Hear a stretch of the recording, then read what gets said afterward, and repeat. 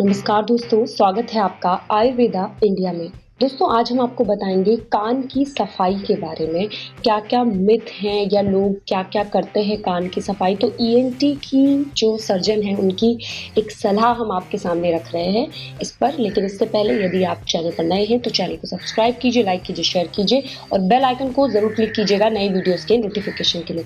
दोस्तों कान की सफाई की ज़रूरत सभी को महसूस होती है जब कान में मैल दिखने लगता है, जिसे ईयरवैक्स कहते हैं, तो लोग इसे अपने अपने तरीकों से साफ करने लगते हैं। लेकिन दोस्तों क्या आपको पता है कान की सफाई की ज़रूरत नहीं होती है? जी हाँ, ईएनटी सर्जन की सलाह पर आज हम ये आपको बता रहे हैं इसके बेसिस पे। उनका कहना है कि ये जो कान है वो इतने नाजुक होते हैं प्रकृति से अपनी कि इनकी सुरक्षा के लिए खुद ही व्यवस्था की गई होती है कान के अंदर। जी हाँ दोस्तों, क्योंकि जो हमारे कान का पर्दा है वो ईयर कैनाल जो है उसमें छुपा हुआ होता है और साथ ही साथ ये कैनाल में एयर वैक्स नाम का एक चिपचिपा पदार्थ भी होता है, जिसे कि हम लोग कान का मैल कहते हैं हिंदी में। लेकिन क्या आपको पता है कि ये एयर वैक्स कैसे सुरक्षा करता है हमारे कान के पर्दे की? इस एयर वैक्स के कारण ही ईयर कैनाल की जो स्किन है थोड़ी नर्म और चिपचिपी रहती है और उसी में लग के धूल के कण या अन्य कण जो होते हैं वो उसी में चिपक के रह जाते हैं, जिस कारण से वो कान के अंदर तक नहीं पहुंच पाते हैं। और इस तरह से एयर वैक्स हमारे कान को इन्फेक्शन से बचाती है, क्योंकि कोई भी धूल का कण या अन्य कण हमारे कान के अंदर चला गया तो इन्फेक्शन हो सकता है। ऐसे में बहुत सारी तकलीफ हमें हो सकती है, कान खराब हो सकते हैं। तो एयर वैक्स जो है, जिसे हम कान का मैल कहते हैं, वही हमें हमारे कान को प्रोटेक्ट करता है।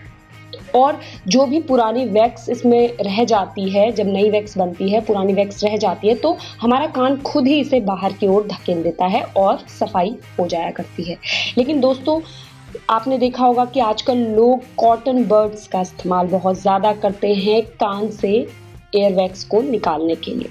लेकिन इसमें अगर आप ध्यान से देखेंगे तो साइड पे कहीं ना कहीं लिखा होता है कि not to be use inside the ear, यानी कि कान के अंदर आपको इसका इस्तेमाल नहीं करना है, बल्कि कान के बाहरी हिस्से के तरफ ही आप इससे साफ सफाई कर सकते हैं। लेकिन लोग इसे कान के अंदर तक डालते हैं और वैक्स को निकालने की कोशिश करते हैं। तो इस कोशिश में कभी कभी बहुत सारी परेशानियां भी खड़ी हो जाती हैं, इसलिए आपको ये बिल्कुल भी नहीं करना चाहिए। इसका परिणाम बहुत ही घातक होता है। परिणाम स्वरूप वैक्स जो होती है वो कान के अंदर फंस जाती है, या फिर एयर कैनाल में खुजली होने लगना और कान का इन्फेक्शन, कान का पर्दा भी फट सकता है दोस्तों। तो ऐसे में बहुत ही सावधानी आपको बरतनी चाहिए। आपको कान की सफाई डॉक्टर की सलाह से करनी चाहिए और एयर वैक्स के बारे में आप बिल्कुल भी चिंता ना करें, क्योंकि ये आपके कान को प्रोटेक्ट करने का ही काम करता है।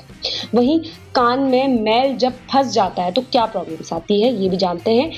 आपका कान जो है वो बंद होने लगता है, सुनने में तकलीफ होती है, खुजली लगने लगती है, कान का बजना, कान में लगातार दर्द होना। तो ऐसी समस्याएं खड़ी हो सकती है यदि आप खुद अपने कान की सफाई करने लगेंगे, यानी कि आप किसी भी नुकीली चीज़ का इस्तेमाल करेंगे या फिर ये जो कॉटन बर्ड है इसका इस्तेमाल करके अपने कान से मैल निकालने की कोशिश करेंगे तो बहुत सारी परेशानियां क्रिएट हो सकती हैं।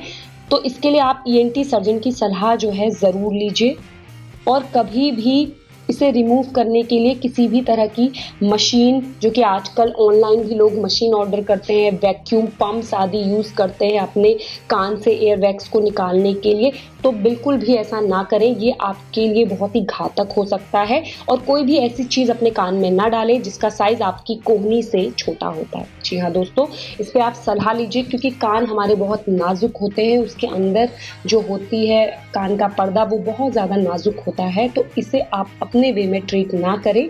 अगर आपको बहुत ज़्यादा प्रॉब्लम है आप ईएनटी सर्जन की सलाह ले सकते हैं। और कोई भी चीज़ कान में डालने से पहले आपको ध्यान रखना चाहिए कि ऑलरेडी कान के लिए व्यवस्था ऐसी की गई है कि उसकी सुरक्षा खुद ब खुद होती है। तो आप उसे ऐसी चीज़ें प्रयोग में ना लाएं जिससे कान खराब हो सकते हैं। दोस्तों अगर जानकारी अच्छी लगी है तो खूब सारा शेयर कीजिए और ऐसे ही जुड़े रहिए आयुर्वेदा इंडिया के साथ। स्वस्थ रहें, मस्त रहें।